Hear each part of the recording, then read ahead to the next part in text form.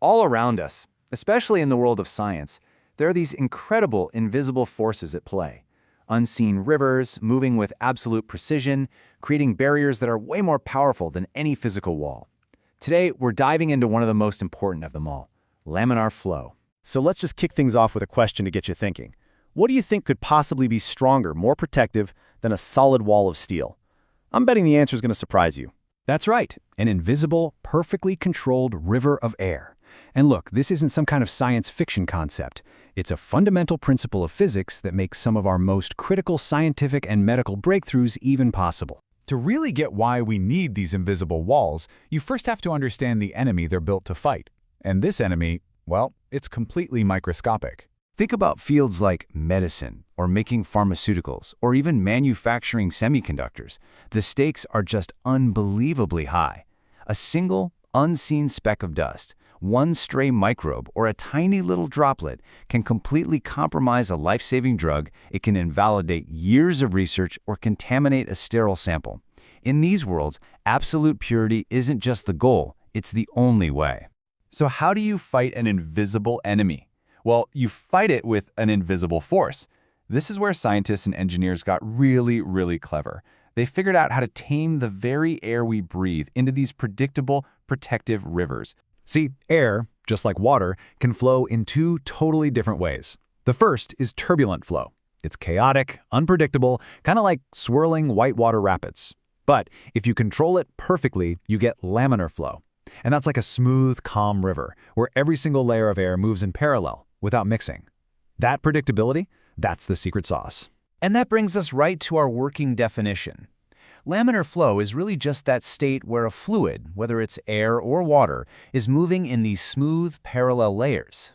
And because there's almost zero mixing between those layers, you can create a stream that's completely controllable and totally predictable. It's physics at its most elegant, for sure. So, how does this beautiful principle actually translate into the real world? Well, it's used to build the literal guardians of our modern laboratories. A perfect example is a biosafety cabinet. It's just a brilliant piece of air engineering that uses three separate laminar flows. First, you've got a downflow that acts like a sterile air curtain, pushing clean air down to protect whatever you're working on. Second, there's an inflow right at the front that sucks air in, pulling any potential contaminants away from the scientist. And finally, an exhaust system safely filters and gets rid of all that air. It's three invisible rivers, all working together in this perfect concert. Now, the heart of these systems is the HEPA filter. And what's amazing is its efficiency. It's designed to capture 99.97% of particles that are 0.3 micrometers in size.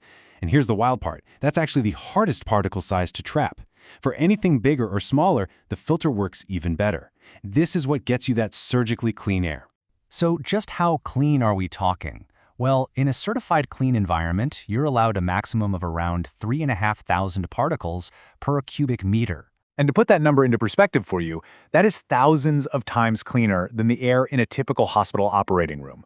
It is a truly astonishing level of purity, and it's all maintained by those invisible rivers of air. But this tech isn't just about big cabinets anymore.